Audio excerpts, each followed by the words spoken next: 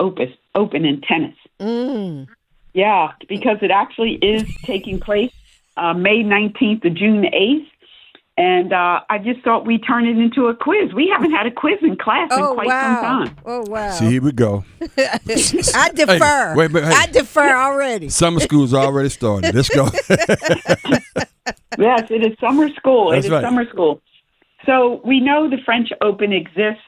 It is a tennis tournament organized by the French Tennis Federation each year. Yep. But what is the other name for the French Open? What do we call the French Open? Oh, okay. Now you're being real tricky. No, it's not a trick question. I just want you to think off the top of your head. When people say French Open, they also say what? Do you need a hint? France, the France. yeah, it's like France tennis. Tennis. That's a good one. I don't know. Wait, I'm curious. You do know. Where is it located? Where is Paris. it played? The Paris Open or something like that, right? No, it's in Paris. But what is it? France. Also France. France. What's the name of the stadium? Oh. All right, let's move on. Our tennis expert to my right. What's the name of the stadium? Yeah. No, what? And guess what? I'm not even trying to flex, but guess what?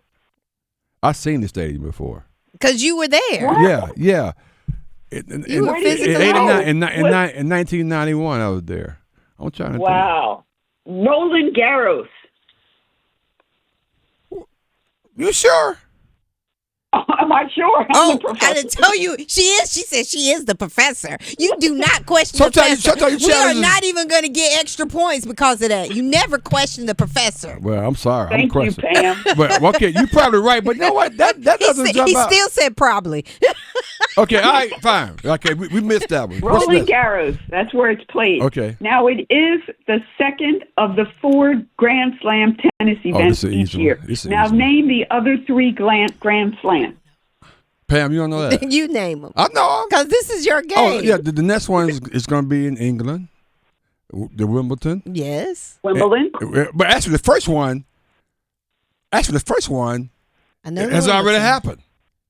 What? That's right. And what is it? The Australian Open. Yeah, that's already happened. Australian. And then the final one, Australian Open, and the final one, which I've been there too.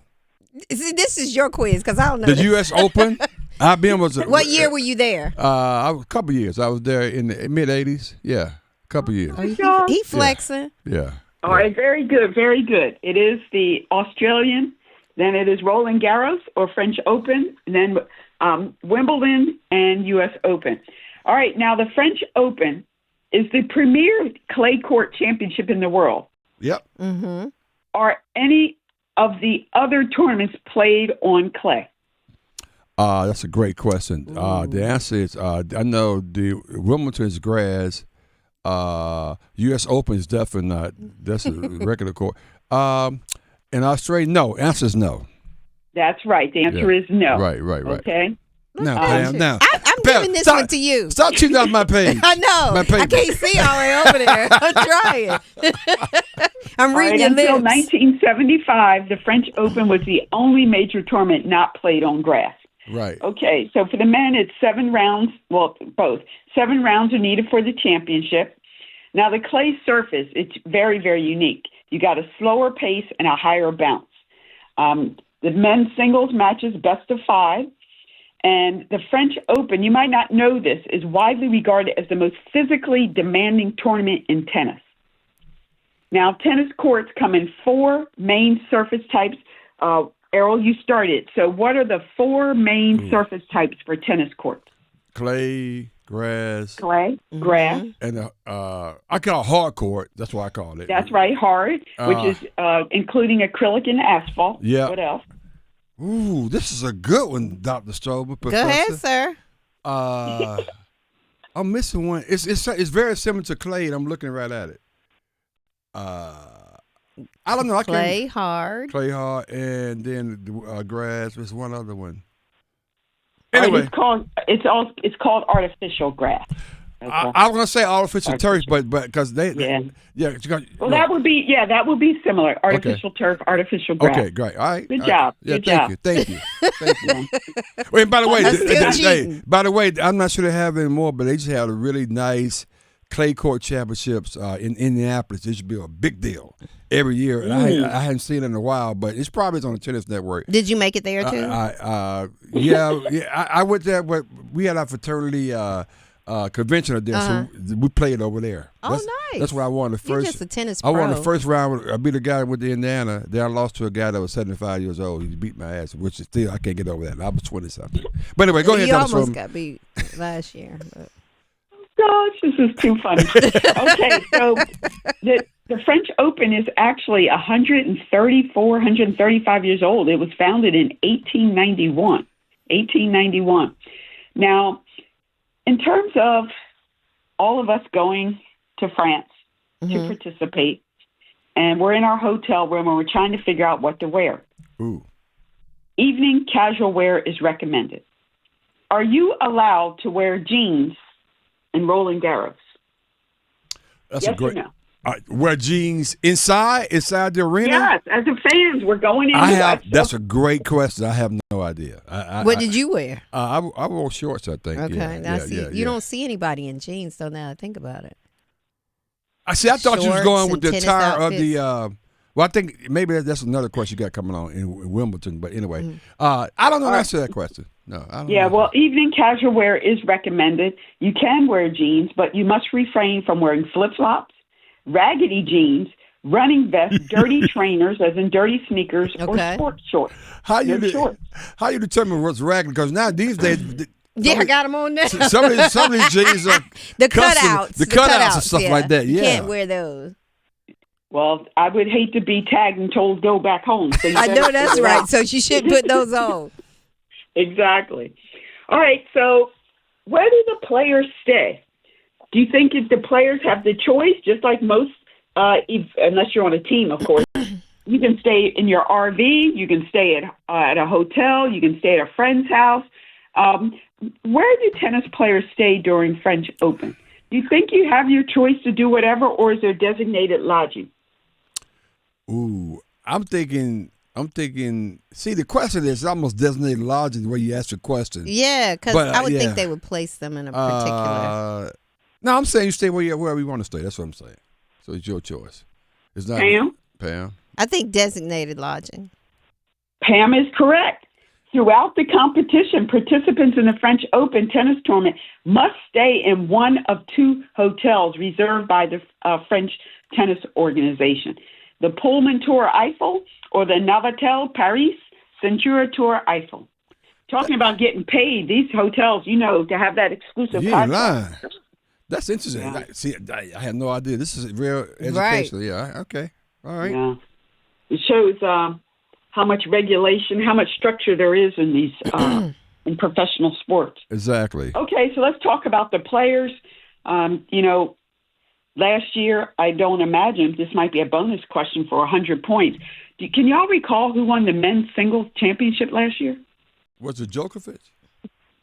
Nope. He got hurt. Well, no, they weren't complaining about him not having a COVID test. He was 21 years old. I remember watching. Who is this guy? The youngest male player to win a major title on three different surfaces.